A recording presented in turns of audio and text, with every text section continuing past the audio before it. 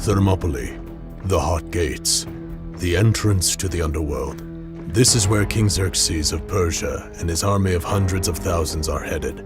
He seeks to lay waste to Greece and all of her great city-states. He intends to put all the world under his foot. That is why I'm here, to stop him, to cripple him, or to at least slow him down. Because we are a force of just 300, taking on what is perhaps the largest force ever assembled. But though we are few, I will show him a class of warrior he is not ready to meet. And I will make him suffer, for I am King Leonidas of Sparta. It would not be difficult to do so either, not with his army. His bodyguard alone is made up of 1,000 infantrymen and 1,000 cavalrymen. Following his entourage are Xerxes' favored spearmen, the Immortals, so named because when one is lost, he is immediately replaced with another, so their numbers are never below 10,000. Army and Navy, Persians and allies, soldiers and followers, a grand total of at least 1 million, possibly double that, all marching across the Hellespont Bridge, marching into Greece. All of the Greek nations must put aside our many differences and come together if we have any hope to survive. Representatives of 30 city-states met in neutral Corinth. A coalition is formed. Corinth will remain our center. But who will take charge? Who will lead the command? Though Athens spearheaded the movement, other members of the coalition do not trust their leadership. They have a navy, but it is new and untested. And besides, they bear the brunt of Xerxes' enmity. Would we even be in this predicament had they not taken part in the Ionian revolt that so angered Darius? It is decided by all. Athens will not lead. Sparta will take command. But I assure you, he was mad enough to do it.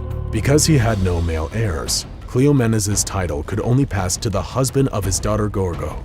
And so it was that I, Leonidas, third son of Anaxandridius II, and second of his so-called barren wife, became king. As king, it is my duty to lead my soldiers. Our constitution states that a king must be the first on the battlefield and the last to return home. So now I find myself at Thermopylae, about to face the most powerful army in history. Xerxes will not risk splitting his force, wanting his land troops and naval fleet to remain in each other's sights. That means keeping to the coast, which means if he wants to get into the heart of Greece, he must march through Thermopylae's mountain pass, a route that narrows at points to just 15 meters wide. A bit of good luck for us, as this means the pass can potentially be held by a much smaller force, as thousands of Persians are funneled into the gap. But there's a problem. The Olympic Games are upon us. Every 4 years, the Greek nations come together for a friendly showcase of athletics. The games are dedicated to the mighty Zeus. There is a fear that if any of us misses out, Zeus will be moved to anger and not look after our armies when we need him most. And not only that, now is also the Spartan festival of Carnia, a time where our religious beliefs prevent us from marching into battle until it is over. The full Spartan army will not be available until the next full moon, but if we do not meet the Persians in Thermopylae, we will miss our best chance of delaying their force. Luckily, Spartan law allows for emergencies. I volunteered to lead a reduced army of 300 soldiers. All of them have living sons, so their bloodlines are guaranteed, and each has been handpicked by me. These are the best of the best, the King's Guard. We leave Sparta before the end of Carnia. My co-king Leotychides will mobilize greater forces for the next full moon. On our march to Thermopylae, we pass through Thebes and add another 400 soldiers to our number. When we finally reach Thermopylae, we set to work restoring the stone wall of the middle gate. It is one of 3 gates built by the Phocians, all of which have long fallen into ruin. We will refortify them. As we work and wait for the Persians, the other soldiers from the coalition arrive. Corinth sends 400 men. Philius sends 200, accompanied by 80 more from Mycenae. Arcadia sends 1,120. Thespiae, another 1,000. The locals of the area, the Phocians, add another 1,000 as well. Almost 5,000 soldiers I am now in command of. This will be enough to hold the Persian army off until the end of the Olympiad. It is lucky that the Phocians joined us.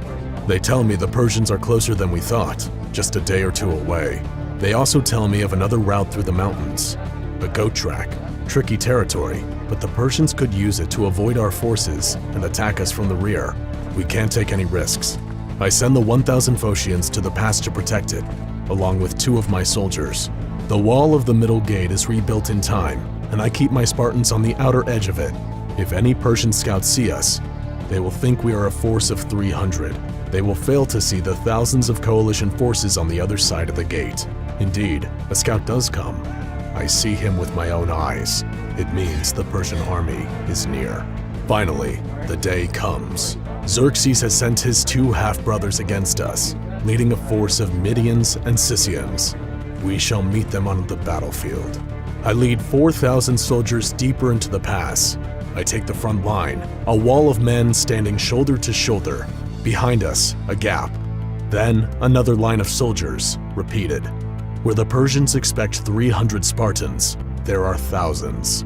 In full armor, shields in front of us, spears ready, our helmets masking our faces. A wall of anonymous warriors ready to meet our enemy.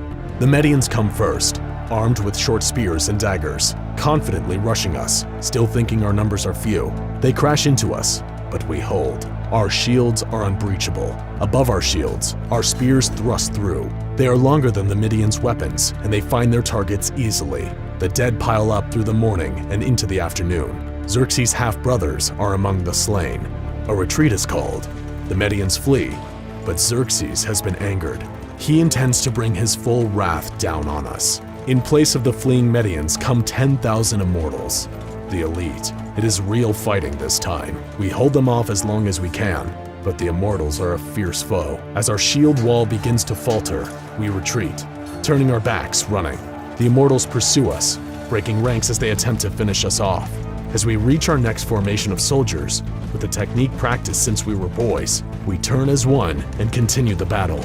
It was no retreat, and the immortals are caught off guard. No longer in formation, they are cut down, driven back.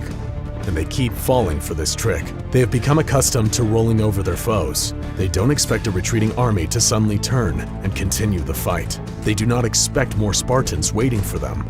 Finally, the Persians make a full recall, forced to retreat back to their camp. The first day of fighting is done.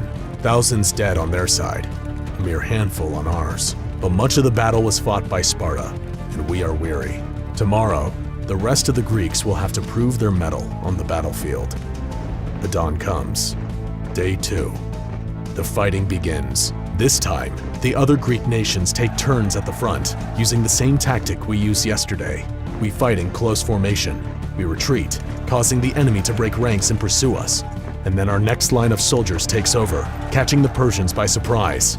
Xerxes seems hesitant to use his archers. It seems if he did, he could easily finish us. Yet it appears he wants us alive. He has a reputation for wanting survivors to humiliate and enslave. Folly on his part, fortune on ours.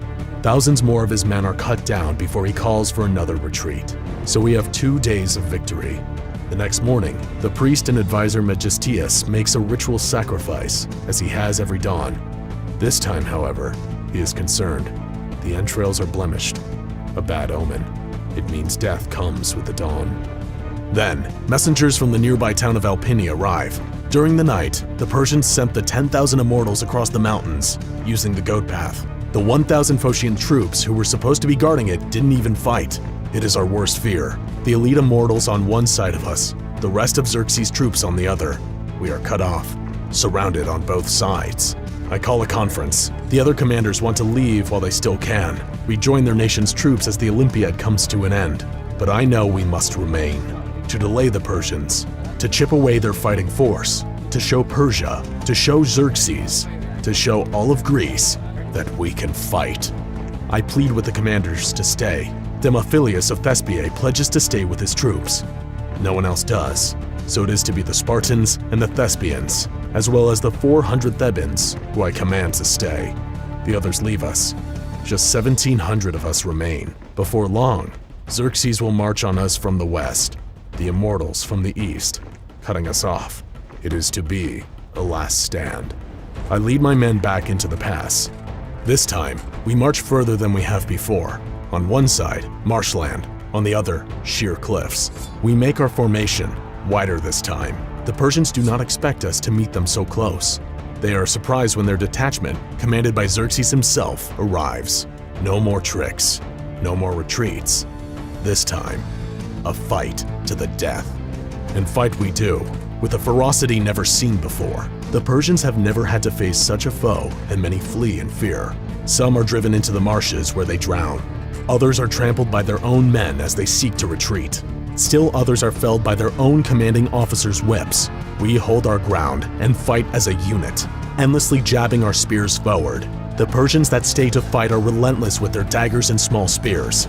Our weapons are hacked, broken, the wood splinters, the sharp points lost to the earth. Our spears useless, it is now time for swords. My brothers and I draw our weapons and hack at every enemy soldier that we can, slaying countless numbers. Many fall, but it is overwhelming and… what is that? Something has pierced me. An arrow? I ignore the pain and push forward. Another sharp pain, and another. Yes, it is Persia's famed archers. They have finally taken their stand. I continue swinging my sword, but I know that I am slain. I fall to my knees, blood roaring in my ears as they see the Persians advance. I feel myself being dragged away by my countrymen, and I remember her prophecy. Before coming to Thermopylae, the Oracle of Delphi told us that Sparta would either be completely destroyed or mourn a dead king. A king must die for the nation to survive. The light begins to fade, and a smile forms on my face. We have delayed the Persians just as needed to, and this will be enough time for the other city-states to muster a resistance. And so, we have saved Greece by sacrificing a king. Me, King Leonidas of Sparta, commander of the 300.